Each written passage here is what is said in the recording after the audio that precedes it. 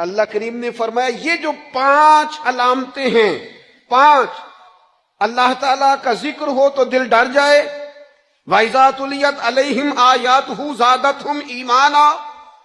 قرآن پڑھا جائے تو ان کا ایمان ترقی پا جائے، وَعَلَىٰ رَبِّهِمْ يَتَوَكَّلُونَ، اپنے رب پر بھروسہ کریں، الَّذِينَ يُقِيمُونَ الصَّلَاةَ، وہ لوگ جو نماز قائم کرنے والے ہوں، وَمِمَّا رَزَقْنَاهُمْ يُنْفِقُونَ، اور جو ہم نے انہیں دیا ہے اس میں سے ہماری راہ میں خرچ کرنے والے ہوں۔ فرمایا جن لوگوں کے اندر یہ 5 علامتیں پائی جائیں گی، اولئک ھم المؤمنون حقا،